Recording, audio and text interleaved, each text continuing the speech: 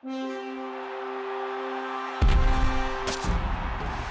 Giants beat down of the Packers on Sunday night, capped off Sunday of Week 12. We're going to recap Week 12 in our spin cycle here at Pro Football Weekly, joined by senior editor Eric Edholm. And Eric, we're going to start with that Giants-Packers game. When we talk about what we learned from this week, what did we learn about the Giants? I think we learned that at their best, they could beat just about anybody. They're owners of two of perhaps the most signature victories in the NFL this season, if you count that Packers game 38-10, and then the beatdown of the 49ers in their building. So I think those two victories prove that on their best day, they can beat anyone.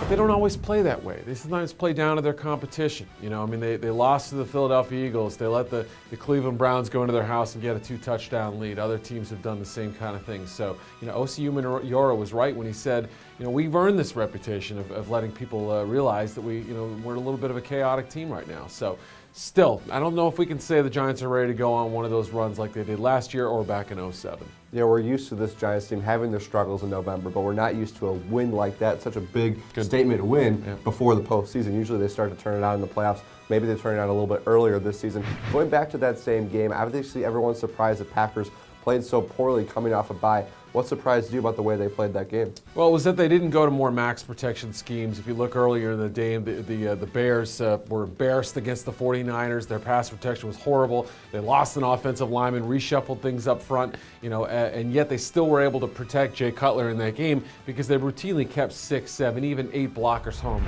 Green Bay needs to do the same thing. That was an abysmal performance by their offensive line. Aaron Rodgers was running for his life back there, and they've got to use fewer 3, 4, and 5 wide receiver combinations. They're guys like Cobb and Jordy Nelson. They can get open on their own. They don't need the help of everybody else being out there for them. So I think they've got to trust the receivers' abilities, keep some of those blockers home, and help Aaron Rodgers out. It was quite the contrast for Green Bay from what we saw from earlier in the season on Sunday night when they walloped the Texans, and they had this big game coming off the bye, and they lose big to the Giants. Lots of questions now in Green Bay. From Week 12, Eric, who was your player of the week? Well, it was a two-way player. It was T.Y. Hilton, the rookie receiver and returner for the Colts. I just thought he was outstanding. Early tone-setting return on the punt return there. Big third-down conversion as well. Also caught a TD on offense to give them a 20-6 lead. Really helped them to a huge victory. I think they're 7-4.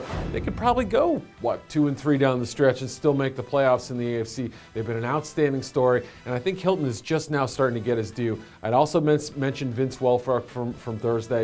Only had 3 tackles, but was outstanding, dominant, created a lot of those turnovers on defense. Yeah, certainly none of the Jets players are going to get any player of the week nods from that Thanksgiving game. Well, that's our spin cycle for Week 12. To read spin cycles per each division, check out our analysis channel on our website, profootballweekly.com.